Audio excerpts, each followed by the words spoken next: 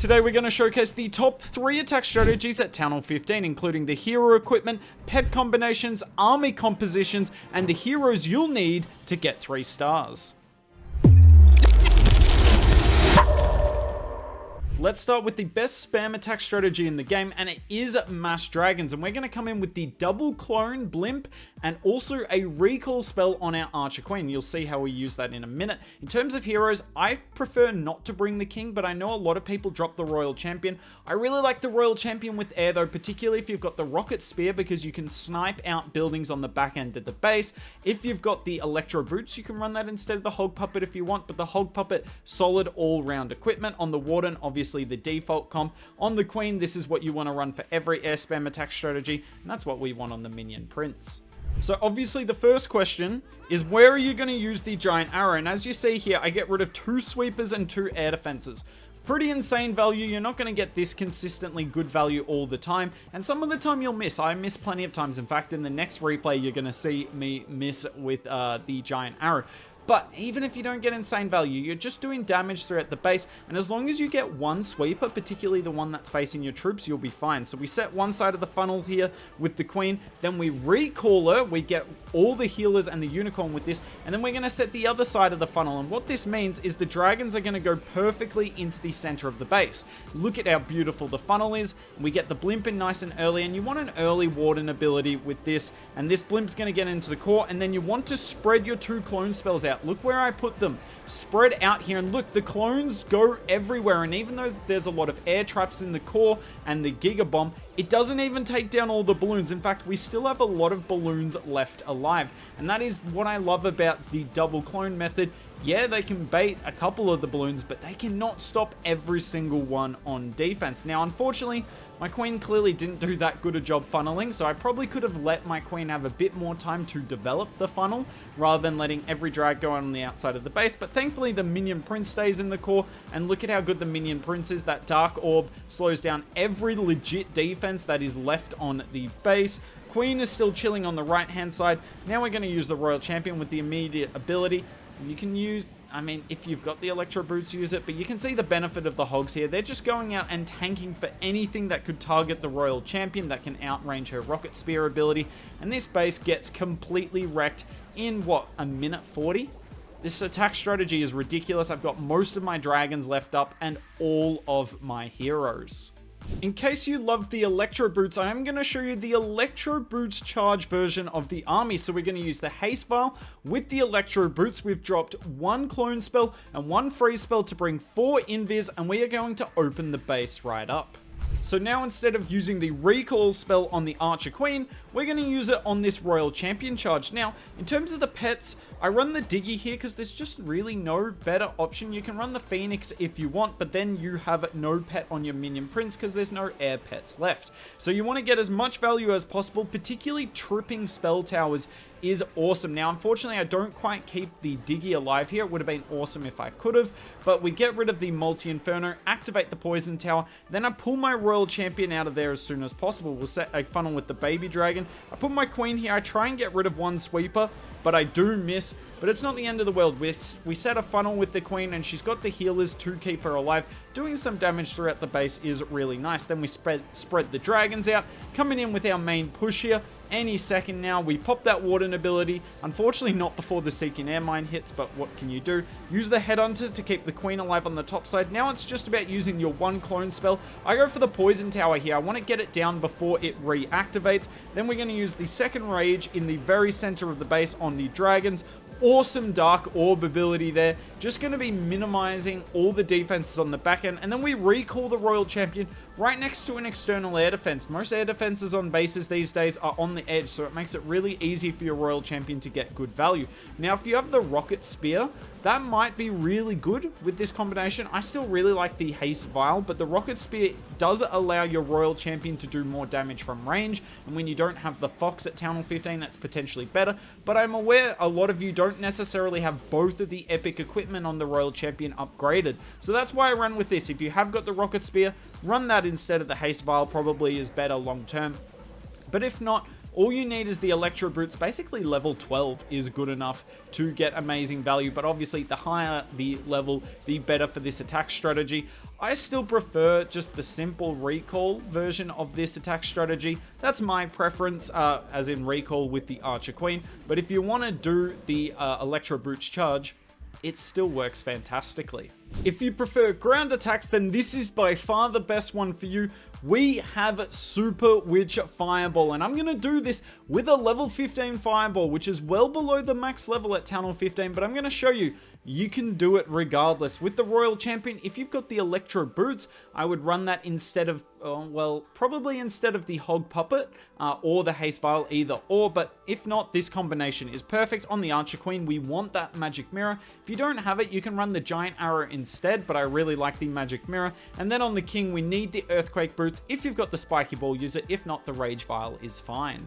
What I love about this army is you don't have to get insane fireball value. In fact, I recommend you go for a good funnel over crazy value. So I'm going to go for the scatter shot here. If I get rid of the scatter shot, I get rid of the expo, everything here. I might even kill the defensive queen. So we use the invis. Look at that. Great value, but have a look at this. This level 15 fireball is kind of useless. It does do really good damage here, but isn't enough to finish off the scatter shot, but that doesn't matter. We just do that, and look at how quick that opener was. Now, you want to pull your Warden with your Super Witches, not with your King or your Queen. We need to save them for later, so we're going to use our Queen on the flank with the Siege Barracks. Their job's to set an insane funnel for the Super Witches, because if the Super Witches go in, you 3-star. It's as simple as that. Then we're going to do our Wall Breakers, and notice I still haven't put my King down. We want these big boys to be tanking for our main push instead of the King. The big boys can just be replenished. They can be regenerated. The King cannot. So we want to get the King in here. Now, have a look here. My King goes down quite quickly because he always sits in front, but that's fine. His job here, to get an insane Earthquake Brutes ability. We get a little unlucky that I didn't pop his ability earlier, so unlucky in the sense that I'm an idiot. Unfortunately, the Siege Barracks troops go into the core. You generally don't want that, but it's not the end of the world. And now we're going towards the Town Hall. We rage. Now, unfortunately, I am going to lose my Warden here. By the way, you'll notice I put the Royal Champion on the right-hand side to support the Valks. We do end up losing the Warden here because the healers are not healing, but it's not the end of the world. Now, I should have put my Royal Champion down earlier because you can see we're not really using the tanking of our Super Witches for my Queen and the Royal Champion to do work. Now, there's 5 Valks in the army by themselves. Why are they here? Because you want them to take down these outer buildings, not just to funnel the Royal Champion to the main buildings, but to also tank for her. Look at it. My Royal Champion's barely taking any damage here. All these Valks are getting in front. They're dealing with the skeleton traps, particularly if you don't have the Earthquake Boots ability, and they're just tanking and allowing your Royal Champion ability to be held onto for as long as possible. This Minion Prince was a pain. It actually kills 2 of my Super Witches, so this attack ends up looking really close, but I've got 3 swag spells. Okay, 2. I ended up using that free spell. I definitely did not need it. The Headhunters come in and they're going to finish off this level 90 King. Still got my Queen ability in hand. Didn't even need her healers. This is wrecked, and this attack strategy, it's the strongest attack strategy, not only at Town Hall 15, but also Town Hall 16 and 14. And maybe even 13. And the last army is, of course, Queen Charge Twin Hogs. In my opinion, the strongest Queen Charge army at Town Hall 15, although you can make a very strong case for Queen Charge Lalo as well. In terms of the hero equipment, we want that Spiky Ball. If you don't have it, you can run the Rage Vial. That's fine. But I think you should have the Spiky Ball if you're at Town Hall 15. For the Queen, we need the Frozen Arrow. It makes Queen Charging possible at Town Hall 15. Without it, you're really going to struggle. For the Warden, we want the Life Gem. You can run the Healing Tome if you want, but the Life Gem is completely ridiculous at the moment when it comes to Hogs. Then on the Royal Champion, if you've got the Rocket Spear, you can run that, but I prefer the Hog Puppet with the Electro Boots. Now, one thing you can change here is the Clan Castle Troops. I bring 6 Valks because it's very flexible. You can really use it no matter what, but you can also bring 4 Super Hogs if you want, but you have to know, if you use a Flame Flinger nowhere near your main Hog army, those 4 Super Hogs are going to kind of get swagged. In terms of the Siege Machines, the #1 Siege Machine at Town Hall 15 is, of course, the Flame Flinger. So I'm going to use it on the right-hand side over here. It's not even going to get much value. It's just going to get some value, and that is enough at Town Hall 15. We got the Queen Charge on the right-hand side. The Frozen Arrow here is going to make this charge possible. I used a Wizard to funnel out this building, and now my Queen is going to go in. And when it comes to ring bases, you really want to Queen Charge the Town Hall. You don't want to send your Hogs through the Town Hall because, well, they are going to struggle versus it. Now, something I love about this army that's really different from most armies is how quick you can take down the base with the Twin Hogs and how simple it is to deploy. For instance, you can take down bases quickly with Lalo as well, but it is much more difficult to do, whereas the Twin Hogs, I'll show you in a minute or two, pretty easy. We deal with this toxic CC super easily. The poison spell and the rage spell is really strong with the frozen arrow. You can see the flame flinger on the top side is about to take down its last building. It really hasn't done much, but it will do enough here. We're going to use the natural walls in the base here to funnel our queen back around this wall she's in, and she'll go for the multi-inferno. So you see she deals with the expo here, doing lots of DPS, even though she's only level 80, still destroying these maxed out Town Hall 15 defenses, goes around the wall. You can see on the top side, and we'll pause this for a second, the Valks have come out here, and I've got to figure out a way to get them value, so I'm actually going to use my last wall break on them. You can see I use the wall break up there whilst my queen's going, and they're going to go in and deal with the Tesla farm. Solid value, more value than the Super Hog would have gotten, and then I've got my king on the top side as well. As you can see, a lot going on here, but the king by himself, yet again, just to get more value. The queen steps beautifully in the core. There's about 1 minute 10 left, and it's time to start the hogs. So you start with the Super Hogs, just spam them in a line with the Royal Champion, then pop the Warden ability quite early. We don't want them to take too much damage. We've got no healing for them. Now, a lot of people say, why don't you bring a heal spell with this army?